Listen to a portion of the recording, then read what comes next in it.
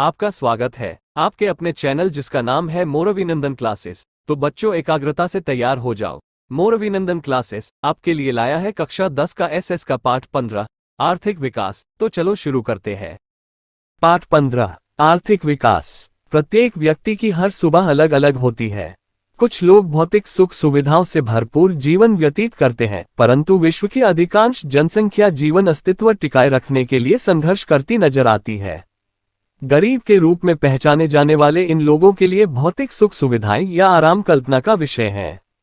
ऐसी परिस्थिति किस तरह उत्पन्न हुई, इस परिस्थिति से बाहर कैसे निकले, आदि ऐसे प्रश्नों के उत्तर हैं। आर्थिक विकास। आज के आधुनिक युग में विश्व का प्रत्येक देश विकास के लिए प्रयत्न करता है, परंतु विकास मात्र आर्थिक ही नहीं, अनेक पक्षों वाला सामाजिक परिवर्तन की प्रक्रिया है। आर्थिक विकास यह किसी भी देश की राष्ट्रीय आय में होने वाली सतत वृद्धि दर्शाता है। आर्थिक विकास अर्थात देश की राष्ट्रीय आय में सतत वृद्धि होना, देश की प्रति व्यक्ति आय में वृद्धि होना, लोगों के जीवन स्तर में सुधार होना, इस बात को आर्थिक विकास कहा जाता है। देश की कुल आय को राष्ट्रीय आय कहा जाता है। देश की कुल राष्ट्रीय आय को देश की कुल जनसंख्या से विभाजित करने पर प्रति व्यक्ति आय प्राप्त होती है, जबकि जीवन स्तर में लोगों को प्राप्त होने वाली सुविधाएं जैसे कि अनाज, कपड़ा, वस्त्र, शिक्षा, स्वास्थ्य, वाहन व्यवहार की सुविधा तथा आवास की सुविधा का समावेश होता है। भारत में आजादी के बाद राष्ट्रीय आय और प्रति व्यक्ति आय में वृद्धि होने से अनाज, कपड़ा, बिजली, शिक्षा, स्वास्थ्य, आवास आदि सेवाओं का उपयोग और सुविधाओं में वृद्धि हुई है। पहले की तुलना में उपर्युक्त आवश्यकताएं अधिक अच्छी तरह संतुष्ट होती हैं। अतः कहा जा सकता है कि भारत में आर्थिक विकास हो रहा है। भारत की राष्ट्रीय आय जीडीपी 2011-12 में 2015-16 के भाव से 87,36,039 करोड़ रुपए थी, जो बढ़कर 2015-16 में 1,35,67,192 करोड़ रुपए हो गई थी। आर्थिक वृद्धि और आर्थिक विकास के बीच अंतर। सामान्य रूप से आर्थिक वृद्धि और आर्थिक विकास दोनों शब्द वृद्धि दर्शाते हैं, परंतु दोनों के बीच कुछ अंतर पाया जाता है, जो निम्नानुसार है। एक, विकास की प्रक्रिया के आधार पर आर्थिक विकास गुणात्मक और आर्थिक वृद्धि परिणात्मक है। आर्थिक विकास यह प्रथम अवस्था है, जबकि आर्थिक वृद्धि आर्थिक विकास के बाद की अवस्था है। 2, अर्थतंत्र में होने वाले परिवर्तन के आधार पर, अर्थतंत्र में होने वाले नए संशोधनों के आधार पर उत्पादन में होने वाली वृद्धि आर्थिक विकास है। उदाहरणतः कृषि क्षेत्रों में गेहूं, धान जैसी फसलों में नए बीजों की खोज होने पर उत्पादन में अनेक गुना वृद्धि हुई। यह बात आर्थिक विकास दर्शाती है। दूसरी तरफ जो जमीन में वृद्धि होने से उत्पादन में वृद्धि हो तो उसे आर्थिक वृद्धि कहते हैं। 3, विकसित और विकासशील देशों के संदर्भ में। विकसित और विकासशील देशों के संदर्भ में दोनों के बीच अंतर पाया जाता है। विकसित देशों की राष्ट्रीय आय में हुई वृद्धि आर्थिक वृद्धि कहलाती है, जबकि विकासशील देशों की राष्ट्रीय आय में हुई वृद्धि आर्थिक विकास कहलाती है। विकासशील अर्थतंत्र के लक्षण। विकसित अर्थतंत्र और विकासशील अर्थतंत्र प्रति व्यक्ति आय के आधार पर अलग किए जाते हैं। विश्व बैंक के 2004 के विश्व विकास लेख में $735 से कम प्रति व्यक्ति आय वाले देशों को विकासशील अर्थतंत्र के रूप में पहचाना जाता है। विकासशील अर्थतंत्र के लक्षण निम्नानुसार तय किया जाता है।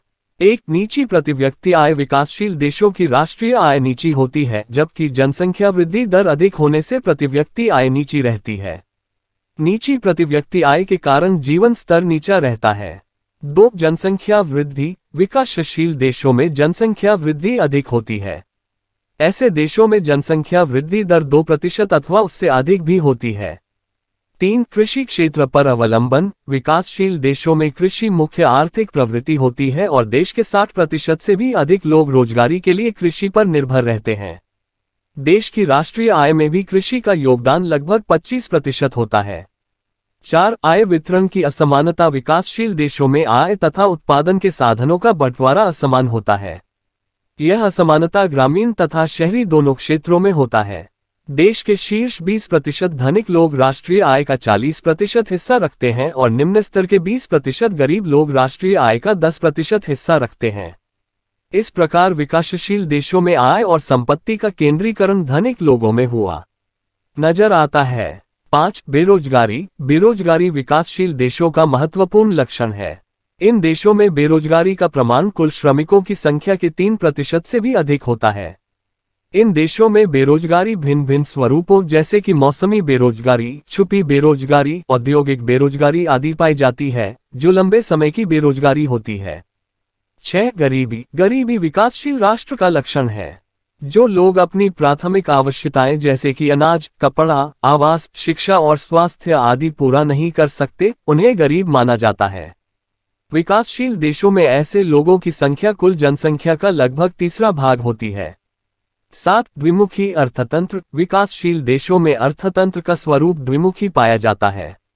एक तरफ ग्रामीण क्षेत्रों में पिछड़ी कृषि पद्धति, पुरानी यंत्र सामग्री, रूढ़िचुस्त सामाजिक ढांचा, कम उत्पादन पाया जाता है। दूसरी तरफ शहरी क्षेत्र में आधुनिक उद्योग, नई उत्पादन पद्धति, आधुनिक यंत्र तथा वैभवी जीवनशैली पाई जाती है। 8. मूलभूत अपर्याप्त सेवाएं। विकास के लिए अनिवार्य मूलभूत सेवाएं जैसे कि शिक्षा, परिवहन, संचार, बिजली, स्वास्थ्य, बैंकिंग आदि का ऐसे अर्थतंत्र में कम विकास होता है, जो देश के विकास के लिए अवरोधक बनता है। 9. अंतर्राष्ट्रीय व्यापार का स्वरूप। विकासशील देशों में विदेशी व्यापार का स्वरूप और ढांचा अलग अलग पाया जाता है। ये देश मुख्यतः कृषि उत्पादों और बगीचों की उपज तथा कच्ची धातुओं का निर्यात करते हैं। इस प्रकार के निर्यात की मांग कम होती है और भाव नीचा होता है, जिससे निर्यात से आय कम होती है, जबकि आयात औद्योगिक उपज और यंत्र सामग्री का होता है। इन वस्तुओं का भाव अधिक होने से आयात के पीछे खर्च अधिक होता है। इस प्रकार विकासशील देशों के लिए विदेशी व्यापार की शर्तें प्रतिकूल होने से देश पर विदेशी कर्ज बढ़ता है। इस प्रकार विकासशील देशों में मुख्यतः ऊपर दिए गए लक्षण पाए जाते हैं। भारत विकासशील राष्ट्र होने से ऊपर के लक्षण कम या अधिक मात्रा में भारत पर लागू पड़ते हैं। आर्थिक और अनार्थिक प्रवृत्तियां। भारतीय अर्थतंत्र का परिचय प्राप्त करने से पहले हम आर्थिक और अनार्थिक प्रवृत्ति का अध्ययन करें। आर्थिक प्रवृत्ति आय प्राप्त करने या खर्च करने के उद्देश्य से की जाने वाली प्रवृत्ति को आर्थिक प्रवृत्ति कहते हैं। उदाहरण किसान, कारीगर, व्यापारी, शिक्षक आदि की प्रवृत्ति आर्थिक प्रवृत्ति कहलाती है। अनार्थिक प्रवृत्ति जिस प्रवृत्ति का उद्देश्य आय प्राप्त करना या खर्च करना न हो तो उस प्रवृत्ति को अनार्थिक प्रवृत्ति कहते हैं। उदाहरण माता अपने बालक की देखभाल करे, व्यक्ति समाज सेवा का कार्य करे आदि अनार्थिक प्रवृत्ति हैं। भारतीय अर्थतंत्र का ढांचा। अर्थतंत्र में होने वाली विविध असंख्य आर्थिक प्रवृत्तियों या विविध व्यवसायों को 3 मुख्य विभागों में बांटा जाता है। 1. प्राथमिक क्षेत्र, 2. माध्यमिक क्षेत्र और 3. सेवा क्षेत्र। आर्थिक प्रवृत्तियों के इस वर्गीकरण को व्यावसायिक ढांचे के रूप में पहचाना जाता है। इन 3 विभागों और उसमें समावेश होती प्रवृत्तियों की चर्चा निम्नानुसार करते हैं। 1. प्राथमिक क्षेत्र अर्थतंत्र के इस विभाग में कृषि तथा कृषि के साथ संलग्न प्रवृत्तियों जैसे कि पशुपालन, पशु संवर्धन, मत्स्य उद्योग, मुर्गी बतख पालन, जंगल, कच्ची धातुओं की खुदाई आदि प्रवृत्तियों का प्राथमिक विभाग में समावेश होता है। 2. माध्यमिक क्षेत्र इस विभाग में छोटे और बड़े आधारभूत उद्योगों, निर्माण कार्य आदि प्रवृत्तियों का समावेश होता है। यह विभाग उद्योग के रूप में भी पहचाना जाता है, जिसमें पिन से लेकर बड़े बड़े यंत्रों तक के उत्पादन का समावेश होता है। 3. सेवा क्षेत्र इस विभाग में अनेकविध सेवाओं का समावेश होता है। ऐसी सेवाओं में व्यापार, संचार, वायु तथा समुद्री मार्गों, शिक्षण, स्वास्थ्य, बैंकिंग तथा बीमा कंपनियों, परिवहन और मनोरंजन आदि के कार्यों का समावेश इस क्षेत्र में होता है। सामान्य रूप से विकासशील देशों में प्राथमिक क्षेत्र का प्रभुत्व होता है। रोजगारी तथा राष्ट्रीय आय में प्राथमिक क्षेत्र का हिस्सा सबसे अधिक होता है, परंतु जैसे जैसे आर्थिक विकास होता जाता है वैसे वैसे प्राथमिक क्षेत्र का महत्व माध्यमिक और सेवा क्षेत्र की सापेक्षता में घटता जाता है और उद्योग क्षेत्र और सेवा क्षेत्र की व्यापकता बढ़ती जाती है। उत्पादन के साधन। प्राकृतिक संपत्ति और श्रम की सहायता से चीज, वस्तुओं और सेवाओं का उत्पादन किया जाता है। यह उत्पादन करने के लिए अनेकविध साधनों का उपयोग होता है। इन्हें 4 भागों में बांटा गया है। 1. जमीन, 2. पूंजी, 3. श्रम और 4. नियोजन। इन सभी साधनों का परिचय निम्नानुसार है। 1. जमीन। सामान्य अर्थ में जमीन को हम पृथ्वी की सपाटी की ऊपरी परत को कहते हैं, परंतु अर्थशास्त्र की परिभाषा में जमीन अर्थात सभी प्रकार की प्राकृतिक संपत्ति जिसमें पृथ्वी के धरातल पर आए हुए खनिज, धातु आदि का समावेश जमीन में होता है। इस प्रकार जमीन उत्पादन का प्राकृतिक साधन है। दो, पूंजी उत्पादन की प्रक्रिया में उपयोग में लिए जाने वाले मानव सर्जित साधन जैसे यंत्र, औजार, मकान आदि का समावेश पूंजी में होता है। 3, श्रम, भौतिक बदले के उद्देश्य से किए जाने वाले किसी भी शारीरिक या मानसिक कार्य को श्रम कहते हैं। श्रम उत्पादन का सजीव साधन है। कृषि मजदूर, कामदार, शिक्षक, डॉक्टर, कारीगर आदि के कार्य को श्रम कहते हैं। 4, नियोजन, नियोजक, उत्पादन की प्रक्रिया में जमीन, पूंजी और श्रम जैसे तीनों साधनों को लाभ के उद्देश्य से कुशलतापूर्वक संयोजन करने वाले व्यक्ति को नियोजक कहते हैं। इस तीनों साधनों को योजनापूर्वक उत्पादन में जोड़ने के कार्य को नियोजन कहा जाता है। उत्पादन के साधनों का बंटवारा। मानव की आवश्यकताएं असीमित हैं और इन आवश्यकताओं को पूरा करने के लिए साधन सीमित हैं। विश्व के किसी भी देश में साधन असीमित मात्रा में उपलब्ध नहीं होते। उत्पादन साधनों की हमेशा कमी रहती है। परिणाम स्वरूप प्रत्येक देश अपने पास सीमित साधनों का उपयोग कैसे, कहां और कितनी मात्रा में करे आदि प्रश्न साधनों के बंटवारे में उद्भव होते हैं, जिसकी चर्चा निम्नानुसार कर सकते हैं। 1, असीमित आवश्यकताएं। मनुष्य की आवश्यकताएं अमर्यादित और असीमित होती हैं। एक आवश्यकता में से अनेक अन्य आवश्यकताओं का उद्भव होता है। अनेक आवश्यकताएं बारंबार संतुष्ट करनी पड़ती हैं, तो कुछ आवश्यकताएं विज्ञान और टेक्नोलॉजी के कारण भी उद्भव होती हैं। इस प्रकार अनेक कारणों से आवश्यकताएं असीमित होती हैं। इसलिए इन आवश्यकताओं को पूरी करने के लिए आवश्यकताओं की पसंदगी करनी पड़ती है। 2, आवश्यकताओं में अग्रिमता क्रम। असीमित आवश्यकताओं के सामने सीमित उत्पादन के साधन होने से कौन सी आवश्यकताएं अधिक महत्वपूर्ण, यह व्यक्ति को निश्चित करके और आवश्यकताओं को अग्रिमता क्रम के अनुसार संतुष्ट करना पड़ता है। जो आवश्यकता अधिक महत्व की हो उसे सर्वप्रथम संतुष्ट करना पड़े और उसके बाद अन्य आवश्यकताएं। इस प्रकार उत्पादन के साधन सीमित होने से आवश्यकताओं में अग्रिमता क्रम निश्चित करना पड़ता है। 3, मर्यादित साधन। उत्पादन के साधनों में मुख्यतः प्राकृतिक संपत्ति और मानव संपत्ति होती है। ये सभी साधन मर्यादित होते हैं, इसलिए इनका मितव्ययिता से उपयोग करना पड़ता है और पसंद की गई आवश्यकताओं को लक्ष्य में रखकर साधनों का बंटवारा करना पड़ता है। 4, साधनों का वैकल्पिक उपयोग। आवश्यकताएं संतुष्ट करने के साधन सीमित हैं। इतना ही नहीं, परंतु वे वैकल्पिक उपयोग वाली होती हैं। उत्पादन का कोई भी साधन एक से अधिक उपयोग में आता हो तो वह साधन अनेक उपयोग रखता है। इस साधन का एक समय एक ही उपयोग हो सकता है। इस प्रकार यह उपयोग वैकल्पिक है, ऐसा कह सकते हैं। जैसे जमीन में गेहूं की फसल बोए तो बाजरी, मकई, मूंगफली या अन्य फसल नहीं बोई जा सकती। जमीन के अन्य उपयोग का त्याग करना पड़ता है। इस प्रकार उपर्युक्त परिस्थिति में अधिक आवश्यकता संतुष्ट हो, इस तरह वस्तुओं और सेवाओं के उत्पादन में साधनों का बंटवारा करना पड़ता है। उत्पादन के साधनों के बंटवारे की पद्धतियां।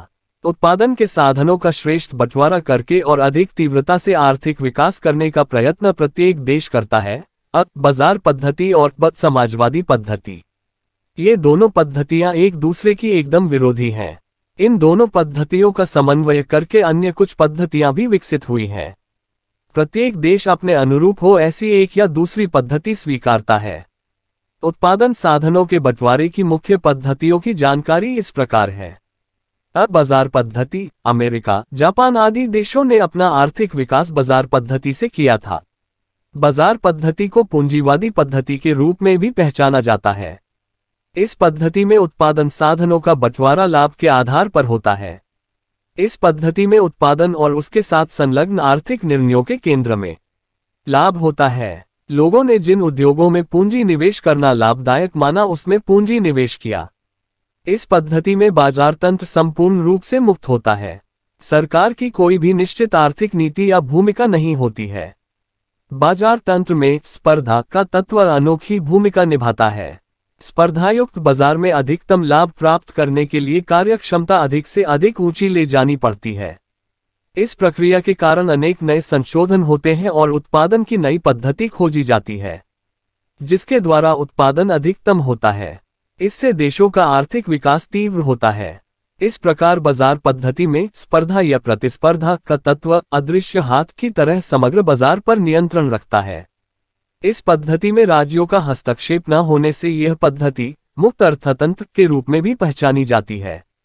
बाजार पद्धति के लक्षण। 1, उत्पादन के साधनों की मालिकी व्यक्तिगत या निजी होती है। 2 बाजार पद्धति में आर्थिक प्रवृत्ति के केंद्र में लाभ होता है। 3 ग्राहकों को पसंदगी करने के विशाल अवसर मिलते हैं। 4 बाजार में सरकार का हस्तक्षेप नहीं होता है। 5 उत्पादन के साधनों का बंटवारा लाभ के आधार पर होता है। 6 आर्थिक निर्णय मूल्य तंत्र के आधार पर लिए जाते हैं। बाजार पद्धति के लाभ। 1 बाजार पद्धति में व्यक्ति की आर्थिक स्वतंत्रता बनी रहती है। 2 उत्पादन साधनों का अधिकतम और कार्यक्षम उपयोग होता है। 3 अधिकतम उत्पादन प्राप्त किया जा सकता है। 4 अर्थतंत्र में सतत नए संशोधन होते रहते हैं, जिसके कारण आर्थिक विकास को गति मिलती है। 5 स्पर्धा के कारण वस्तु की गुणवत्ता श्रेष्ठ बनती है। बाजार पद्धति की मर्यादाएं कमियां। बाजार पद्धति के अनेक लाभ होने पर भी वे संपूर्ण नहीं हैं। इसमें कुछ कमियां या उसकी सीमाएं हैं जो निम्नानुसार हैं। 1 लाभ को ध्यान में रखकर उत्पादन होने से विलासिता की वस्तुओं का उत्पादन अधिक होता है और प्राथमिक आवश्यकताओं की वस्तुओं का उत्पादन घटता है। 2 राज्य की कोई भी नीति विषयक भूमिका न होने से प्राकृतिक संपत्ति का अपव्यय होता है। 3 ग्राहक को बाजार के विषय में अज्ञानता होने से उनका शोषण होता है। 4 संपत्ति और आय का केंद्रीकरण होने से आय की असमानता बढ़ती है। 5 एकाधिकार, आर्थिक अस्थिरता, मजदूरों का शोषण आदि का भय रहता है। समाजवादी पद्धति। बाजार पद्धति की अनेक कमियों और असफलताओं के कारण समाजवादी पद्धति का उद्भव हुआ। रूस और चीन जैसे देशों ने यह पद्धति अपनाकर तीव्रता से आर्थिक विकास किया था। समाजवादी आर्थिक पद्धति बाजार पद्धति के एकदम विरोधी है। समाजवादी आर्थिक पद्धति में सभी निर्णय राज्यतंत्र द्वारा लिए जाते हैं। उत्पादन के सभी साधनों का स्वामित्व राज्य का होता है। इस पद्धति में समग्र अर्थतंत्र का संचालन राज्य द्वारा होता है।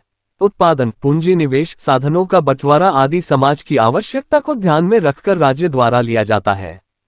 समाजवादी पद्धति के केंद्र में लाभ नहीं, अपितु समग्र समाज का कल्याण रहता है। चीज वस्तुओं का उत्पादन और भाव राज्य द्वारा निश्चित होता है। राज्यों द्वारा निश्चित किए गए उत्पादन के लक्ष्यांक को सिद्ध करने की जिम्मेदारी राज्य संचालित कारखानों की होती है। कृषि भी राज्य की मालिकी की होती है। श्रमिकों को उनकी क्षमता के अनुसार वेतन दिया जाता है और उसके अनुसार काम लिया जाता है। समाजवादी पद्धति के लक्षण। 1 उत्पादन के साधनों की मालिकी राज्य की होती है।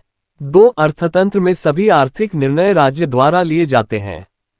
3 आर्थिक प्रवृत्ति के केंद्र में लाभ नहीं, अपितु समाज का हित होता है।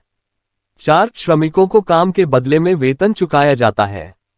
समाजवादी पद्धति के लाभ। 1 समाज की आवश्यकता अनुसार उत्पादन होने से अनावश्यक या विलासिता की वस्तुओं का उत्पादन नहीं होता है। 2 इस पद्धति में उत्पादन के निर्णय राज्य द्वारा लिए जाने से प्राकृतिक संपत्ति का अपव्यय नहीं होता है। 3 आय और संपत्ति की असमानता दूर होती है। 4 ग्राहकों का शोषण नहीं होता है।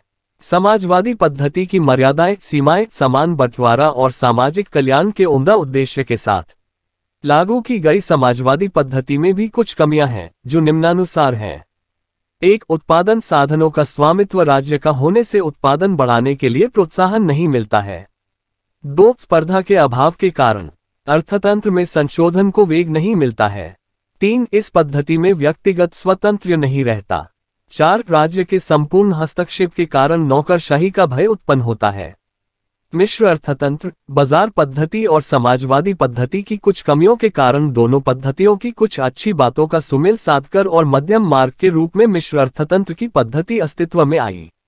मिश्र अर्थतंत्र अर्थात ऐसी आर्थिक पद्धति जिसमें सार्वजनिक और निजी क्षेत्र का सह अस्तित्व होता है और ये दोनों क्षेत्र एक दूसरे के स्पर्धी नहीं परंतु पूरक बनकर काम करते हैं।